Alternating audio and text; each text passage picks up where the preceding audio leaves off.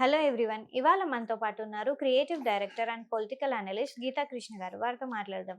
Hello sir. Hi. Sir, ఇప్పుడు బాగా trending అయిపోయిన డైలాగ్ ఒకటి ఉంది. వర్రాకి వర్మకి తేడా ఏంటి? ఇద్దరు ప్యాంట్లు వేసుకుంటారు, ఇద్దరు షర్ట్లు వేసుకుంటున్నారు. మరి లోపల ఏముందని తెలియదు నాకు. సో బట్ వాళ్ళిద్దరు మగవాళ్ళ కదా అనేది తెలియట్లేదు. ఒకటేమో జగన్ డబ్బులు ఇస్తే, ఒకటేటి ఇద్దరు జగన్ డబ్బులు ఇస్తే ఒకటి సినిమాలు తీస్తాడు, అది 2 ఆడవయ్యి. ఒకటి వచ్చి డబ్బులు ఇస్తేనేమో అమ్మ నా బూతులు తిడతాడు. వీళ్ళని ఎవరు, తెలుగుదేశం వాళ్ళని, తెలుగుదేశం అంటే ఎవరో చంద్రబాబు నాయుడు గారిని, లోకేష్ని, వాళ్ళ ఫ్యామిలీని, పవన్ కళ్యాణ్ని, వాళ్ళ ఫ్యామిలీని. అంతే కదా వీళ్ళ డ్యూటీ. అయితే ఇవన్నీ చేయించిన వాళ్ళు ఎవరు?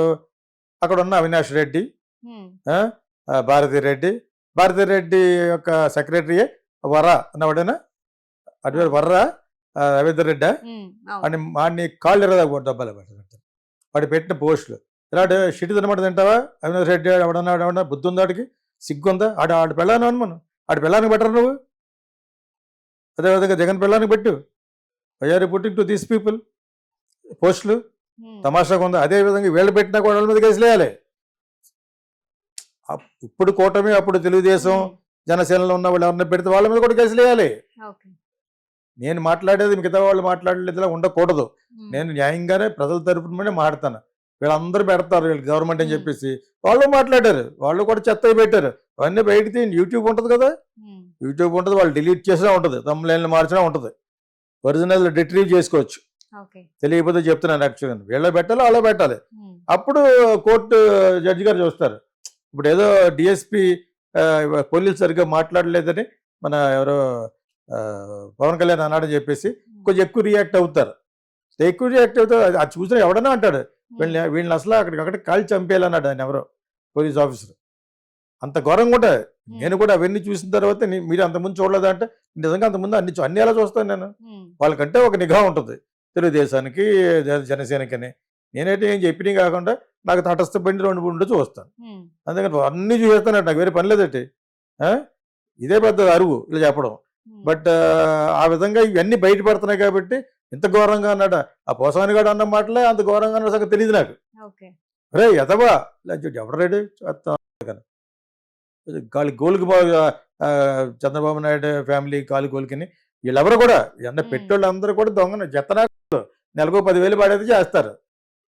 చెత్తనా ఈడ్చది ఏగానే ఉండదు. ఇప్పుడు రవీంద్ర అంటే వర్ర రవీంద్ర రెడ్డి పాతాడు కొట్టాలి, మళ్ళీ అన్ని కొట్టాలి. బర్ర ఎటువంటి పోస్టులు పెట్టాడో నేను నిజంగా చూడలేదు. అతను ఈజ్ ఎ ఫిల్మ్ మేకర్గా బ్యాడ్ మూవీస్ తీసాడు, మీ క్యారెక్టర్స్ అసాసినేట్ చేసాడు విజువల్ మీడియా ద్వారానే, అది తెలుసు నాకు. అలాగైనప్పుడు మీరు సెన్సార్లో అబ్జెక్షన్ పెట్టి సుప్రీంకోర్టుకి వెళ్ళాలి.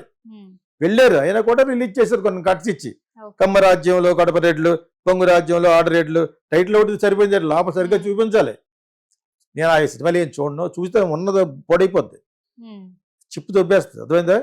అంచేది అన్ని సినిమాలు చూడండి నేను. మిగతా రేపు పొద్దుపూట అడగబోయే సినిమాలు గురించి చెప్తాను నేను ఎన్ని నిమిషాలు చూశాను. అన్నీ చూసేస్తా బ్రెయిన్ దెబ్బైపోద్ది. As I grow I should keep only good మంచిగా ఉండాలి అందులోను.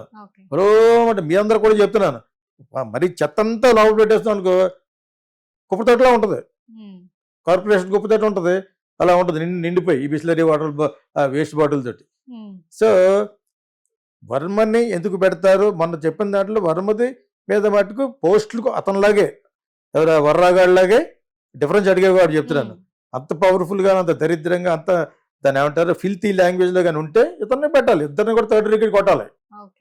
ఇతను అటువంటి పెట్టినట్టుగా నేను ఎక్కడ చూడలేదు. సినిమా తీసాడు, పప్పు అన్నాడు, అది అన్నాడు, ఇది అన్నాడు, వాళ్ళని కొంచెం ఇన్సల్టింగ్గా మాట్లాడాడు. ఏదో నెగిటివ్గా మాట్లాడితే మనకు ఆ పక్క వాళ్ళకి 10 మంది వస్తారు, వచ్చిన వాడిని ఎవరిని వదలకుండా తనకు 10 లక్షలు పెట్టించి సినిమా తీసేస్తాడు. ఎవడు గొడవ వాడిది ఇక్కడ, వీడిది చీఫ్ ఫెయిల్ అయిపోయాడు. ఒకప్పుడు మంచి సినిమాలు తీసినా కూడాను. సో బట్ ఇతను పెట్టిన పోస్టులు అంత గౌరవమైన పోస్టులు నేనైతే చూడలేదు. ఆ డిఫరెన్స్ నాకు వరకు తెలిసిన డిఫరెన్స్ ఏంటంటే, ఆ ప్రకారంగా సినిమాలు తీసాడు. సినిమాలు ఒక ఆధారంగానే మీరు కేసులు పెట్టేసి థర్డ్ డిగ్రీ ఉపయోగించలేరు. Is a film maker has got the freedom. ఆ ఫ్రీడమ్ని కరెక్ట్ కాదు అని నిలిపేసిన సినిమాలు కూడా చెప్పాను. కుట్ర పత్రిక అని సెలవుమని డైరెక్ట్ చేశాడు 30 ఏళ్ల క్రితం, దాన్ని ఆపేశారు రాజీవ్ గాంధీ మాట మీద దేని మీద తీస్తాను. ఓకే, సో అదే విధంగా ఇప్పుడు ఇందులో కంగనా రావు తీసే దాంట్లో చాలా కట్స్ ఇస్తున్నారు. ఓకే. ఇందిరాగాంధీ మీద తీస్తున్నారు కదా, ఉమ్, ఇందిరాగాంధీ ఆవిడ యొక్క బయోగ్రఫీ. ఆ స్టేజ్లో ఆపాలి. అంతేగాని ఇతను వీళ్ళలాగా అంత ఫిల్తీ లాంగ్వేజ్ వాడినట్టుగా నేను చదవలేదు మరి. ఉమ్, ఒకవేళ అటువంటి పోస్టులు ఉంటే అతనే పెడతారు. సినిమాల ద్వారానైతే మటుకు స్టేషన్ పిలుస్తారు, ఇన్సల్ట్ చేస్తారు, ఎఫ్ఐఆర్ చేస్తారు, వేరే కంట్రీకి వెళ్లకుండా ఉమ్, అవన్నీ కూడా చేస్తారు. ఇవన్నీ చేస్తారు. ఎందుకంటే ఏదో విధంగా అతను బాధ పెట్టే విషయాలు అన్నీ చేస్తాడు. ఓకే. అతను అర్జెంటుగా ఫారెన్ కంట్రీ ఇది ఏమీ లేదు, లుకౌట్ నోటీస్ ఉమ్, ఇచ్చినా కూడా అతను డెన్నా బొన్నా కూర్చుంటాడు. అంచేత అతనికి వచ్చిన నష్టమే లేదు కానీ నేను అనుకోవటం. ఉమ్, కానీ అతను పెట్టిన పోస్టులు ఇంత ఘోరంగా ఉన్నాయో లేదనేది మటుకు నాకు తెలియదు. ఓకే. వాడు అలా కాదు, వాడు పెట్టి అసలు వాడు ఉన్నాడని తెలిసి వాడు భారతీయ రాజు కదా, భారతీ రెడ్డికి అసిస్టెంట్ అన్న సంగతే సోషల్ మీడియా ద్వారా ఇప్పుడు తెలిసింది నాకు. ఈజ్ గుడ్ బాయ్ ఇంట్లో పెట్టుకో, నీ మీద రాయించుకో సరదాగా బూతులు, నీ మీద, మీ ఆయన మీద, మీ సిస్టర్ల మీద రాయించుకో. Who is good boy here and who is bad boy? చూసే వాళ్ళందరూ మీ అందరూ బ్యాడ్ బాయ్లా? Um, what the hell is this? వాడు మాట్లాడడానికి అర్థం లేదు. Your family is a factionist family, your all murders. So వాళ్ళు మిగతా వాళ్ళందరినీ తయారు చేశాడు. ఉమ్, ఎంతలా తయారు చేశారు? ఇన్ని ఏదో పని చేసిన అవినాష్ రెడ్డిని గెలిపించారు. ఇంకా అంతకంటే ఆ కడప ఆ సైడ్ వాళ్ళని అసలు ఏమనాలో కూడా నాకు అర్థం అవ్వలేదు. ఓకే. ఇన్ని తప్పులు చేసి ఒక పక్కన ఈ వీడియో నాకు చేతికి గొడవలు ఇచ్చాడు వెళ్ళమన్నాడు అన్నా కూడా వాడిని ఎంపీగా ఇలా గెలిపించారంటే ఉమ్, అసలు దానికి అసలు ఎక్కడున్నాం మనం? మళ్ళీ దానివల్ల కమ్మరాజ్యంలో కడప రెడ్లు, ఉమ్, ఇది ఎలా ఉంది? అలా లేదే. ఫ్రాక్షన్ రెడ్డిల్లో అమాయకపు ఆంధ్ర ప్రజలని పెట్టాలి, ఓకే. అంతే కదా? ఉమ్, ఇంత ఉందో కడప. వాళ్ళు అసలు వాళ్ళని ఎవడో ఒక అన్నాడు ఒక ఒక దాంట్లో, అది కూడా చెప్పేయాలి ఇప్పుడు. పాలిగళ్ళు అట వీళ్ళు, ఉమ్, ఫ్రాక్షనిస్టులు పాలిగళ్ళు అంటారట. అతను చాలా మంచి జర్నలిస్ట్, ఒక ఛానల్లో చెప్తూ ఉంటాడు అనమాట. సో పాలిగాళ్ళని ఎందుకంటారు? జగన్న వాళ్ళ తాతగారి నుంచి మాట్లాడారు ఉమ్, ఫ్రాక్షనిస్టులు. ఇప్పుడైనా జగన్ ఎలాగ రికమెండ్ అయ్యి రిగ్రెట్ అవ్వాలి. ఈ సోషల్ మీడియాలో పెట్టడం తప్పు కరెక్ట్గానే వాళ్ళని శిక్షించండి. అదేవిధంగా మీ పక్క వాళ్ళు కూడా ఉన్నారు, వాళ్ళని కూడా శిక్షించండి అంటే చాలా హుందాగా ఉండేది. ఓకే. అలాగ అనుకుంటా నేను మళ్ళా వస్తాను చేస్తాను ఈ చేస్తా ఏడు చేసేది బొంగు నువ్వు. ఎప్పుడు ఇలాగ ఉంటుంది గవర్నమెంట్, ఇంకా పుట్టుకొస్తారు డిఫరెంట్ పీపుల్. ఉమ్, సో హిస్టరీలో జరిగిన బ్యాడ్ రిపీట్ కాకూడదు. ఉమ్, అలాగట్లా అతనికి ఇప్పటికీ రాలేదు. అతను is not a human being, అతను మనిషి కాదు అతను.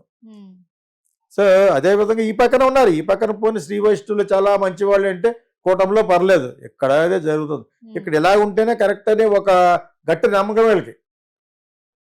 అంచేత కూటమి కాదేపటి ముందు ఉన్న ఉమ్, వాళ్ళు చేసినవి కూడా బయటికి పెట్టుకుని వీళ్ళు పెట్టాలి. కానీ మేము వచ్చిన తర్వాత మళ్ళీ కక్ష తీసుకుంటాం అంటలో నీ యొక్క మూర్ఖత్వపు, నీ విషపూరితపు మైండ్ అర్థమవుతుంది జగన్ది.